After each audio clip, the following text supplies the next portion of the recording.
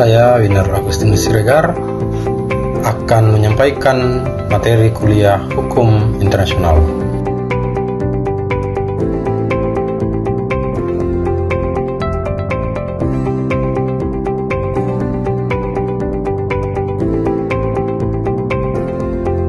Tujuan umum pembelajaran hukum internasional adalah untuk memahami dan menguasai berbagai aspek hukum yang mengatur hubungan antar negara dan subjek hukum internasional lainnya, serta mampu menganalisis dan menyelesaikan berbagai masalah yang timbul dalam hubungan tersebut.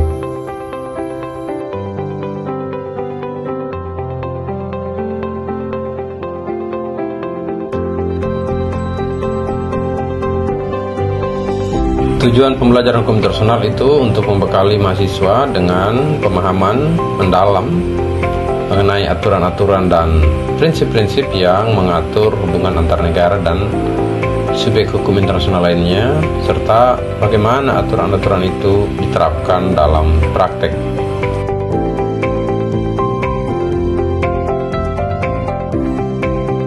Tujuannya untuk mencakup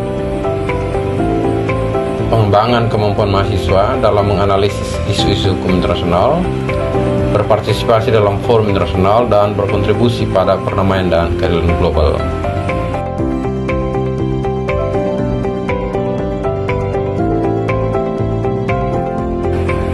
Kalau kita melihat lebih spesifik tujuan pembelajarannya, yang pertama, pemahaman terhadap konsep dasar.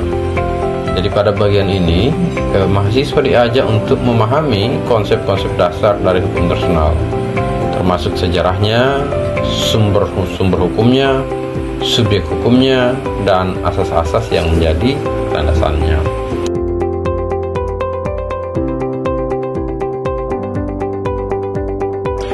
Yang kedua, kita mau menganalisis hubungan hukum internasional.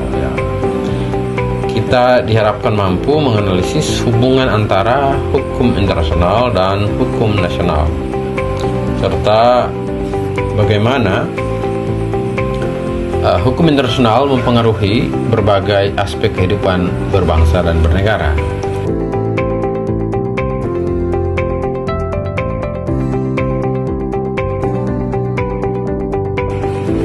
Yang ketiga, kita mempelajari beberapa isu-isu hukum internasional yang menarik. Pembelajaran hukum internasional juga mencakup pemahaman tentang berbagai isu krusial seperti hak asasi manusia, hukum perang, hukum laut, hukum lingkungan internasional, dan penyelesaian sengketa internasional.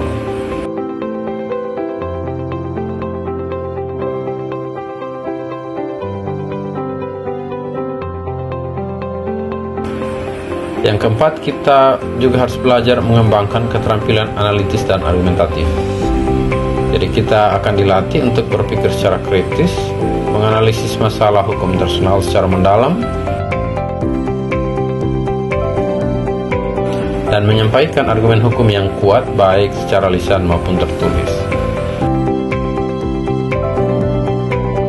Yang kelima, kita juga akan belajar berpartisipasi dalam forum internasional. Pembelajaran hukum internasional bertujuan untuk membekali mahasiswa dengan pengetahuan dan keterampilan yang dibutuhkan untuk berpartisipasi aktif dalam forum-forum internasional seperti PBB dan organisasi internasional lainnya.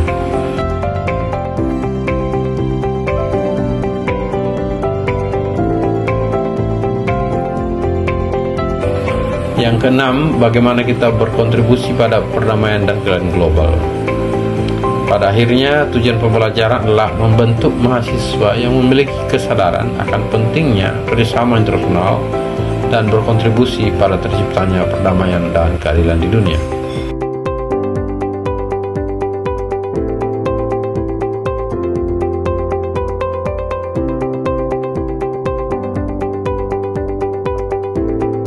Dan yang ketujuh, mempersiapkan karir di bidang hukum internasional. Pembelajaran hukum internasional juga bertujuan untuk membekali mahasiswa dengan pengetahuan dan keterampilan yang memadai atau relevan untuk berkarir di bidang hukum internasional baik di sektor pemerintahan, organisasi internasional maupun sektor swasta. Baik, kita mulai ya.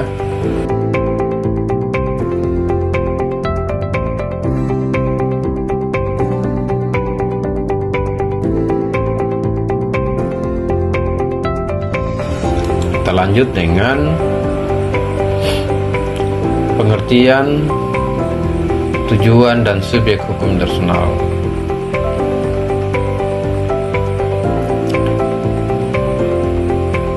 Pada dasarnya kita bisa mengatakan hukum internasional itu adalah hukum yang mengatur entitas berskala internasional, dan inilah yang membedakan dengan hukum nasional negara masing-masing yang hanya mengatur entitas berskala nasional.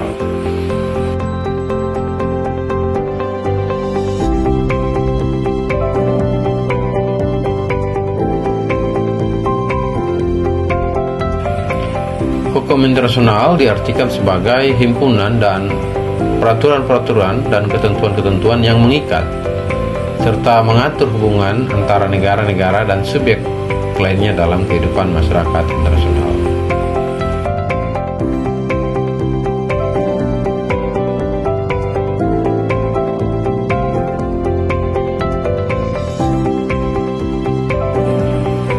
Kita bisa mengutip beberapa pendapat, misalnya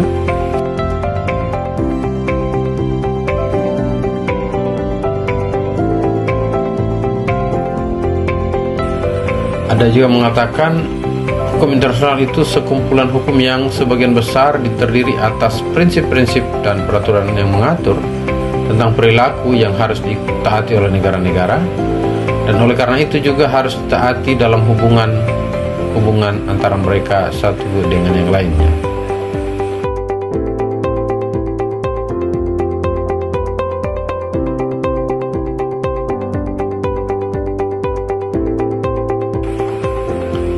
Menarik jika kita membaca misalnya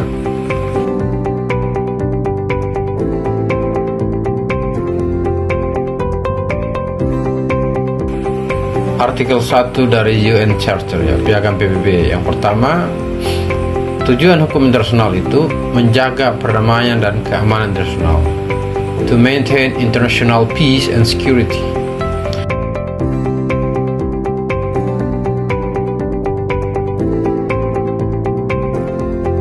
Yang kedua, to be a center for harmonizing the actions of nations in the attainment of these common ends, menjadi pusat untuk menyelaraskan tindakan bangsa-bangsa dalam mencapai tujuan bersama.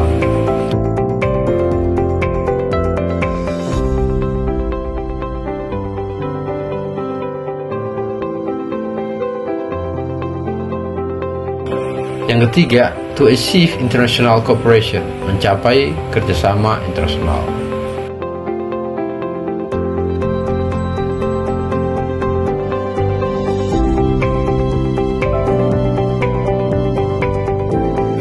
Yang keempat, to develop friendly relations among nations, mengembangkan hubungan persahabatan antar bangsa.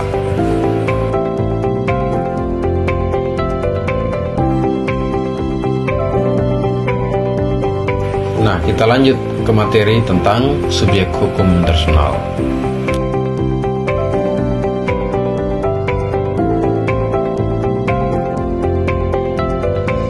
Secara umum, subjek hukum itu diartikan sebagai pendukung hak dan kewajiban. Sehingga singkatnya, apa itu subjek hukum internasional? Yaitu mereka yang dikategori sebagai pendukung hak dan kewajiban dalam hukum internasional.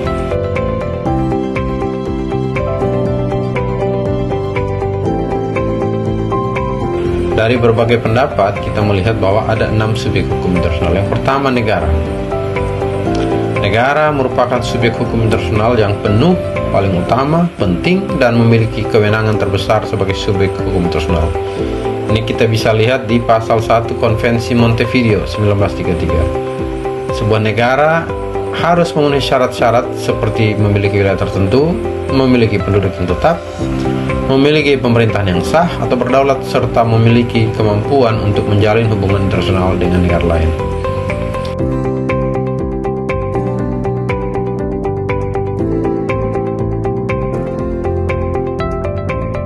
Yang kedua, organisasi internasional. Organisasi internasional itu bisa diklasifikasi tujuan organisasi yang memiliki keanggotaan secara global dengan maksud dan tujuan bersifat umum seperti Perserikatan Bangsa-Bangsa. Ada juga organisasi yang memiliki keanggotaan global dengan maksud dan tujuan yang bersifat spesifik. Contohnya World Bank atau Bank Dunia, International Monetary Fund, WHO, dan lain-lain.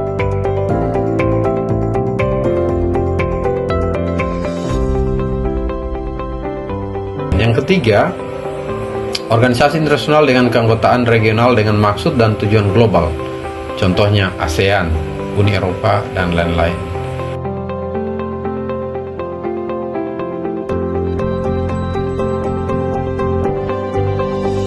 Nah, kedudukan organisasi sebagai subjek hukum internasional tidak diragukan lagi dan mempunyai hak dan kewajiban yang ditetapkan dalam konvensi internasional yang merupakan semacam anggaran dasarnya, ya. Ada dua syarat terpenting yang untuk diakui sebagai subjek hukum internasional. Yang pertama, organisasi internasional dibentuk dengan suatu perjanjian internasional oleh lebih dari dua negara, apapun namanya, dan tunduk pada rezim hukum internasional.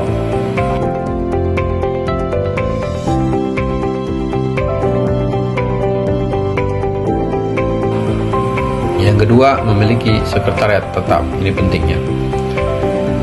Subjek hukum yang ketiga adalah Palang Merah Internasional. Palang Merah Internasional atau International Committee of the Red Cross yang berpusat di Jenewa memiliki peran penting dalam sejarah hukum internasional. Sebagai subjek hukum internasional, ICRC memiliki ruang lingkup terbatas, namun kedudukannya diperkuat oleh perjanjian dan konvensi internasional. Dengan misi kemanusiaan, ICRC harus beroperasi secara independen tanpa intervensi dari negara manapun. Pada intinya, ICRC hanya bergerak di bidang kemanusiaan dan memberikan perlindungan terhadap korban perang, baik yang skala domestik maupun internasional.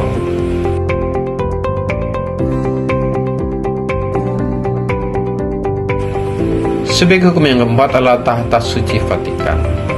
Tahta Suci Vatikan merupakan subjek hukum internasional karena diakui oleh negara-negara di seluruh dunia, menjadi pihak dalam perjanjian internasional, dan menjadi anggota pada beberapa organisasi internasional. Tahta Suci mempunyai perwakilan diplomatik di banyak ibu kota terpenting di dunia dan merupakan subjek hukum internasional yang kedudukannya sejajar dengan negara. Italia itu adalah negara pertama yang mengakui Tahta Suci Vatikan sebagai subjek hukum internasional melalui Fakta Lateran 1929 yang juga menjadi dasar berdirinya negara Vatikan.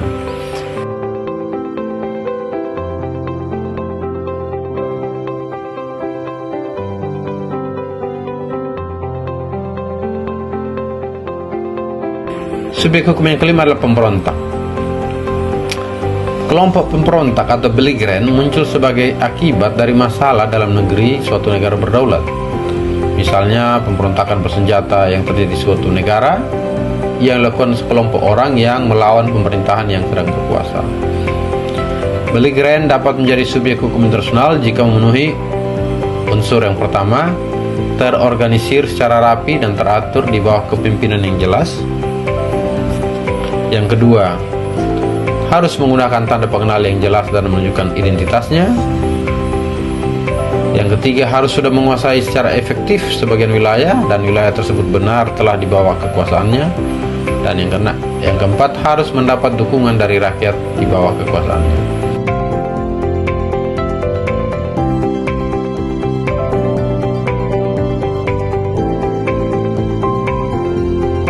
Subjek hukum yang keenam adalah individu.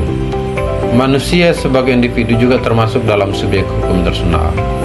Dalam perjanjian Versailles 1919, terdapat sejumlah pasal yang memungkinkan individu untuk mengajukan perkara ke hadapan Mahkamah Arbitrase Internasional.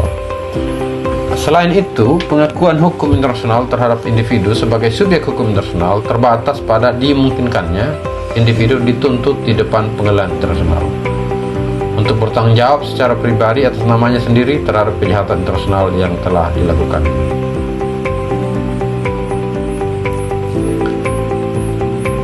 Kalau kita lanjut lagi misalnya bahwa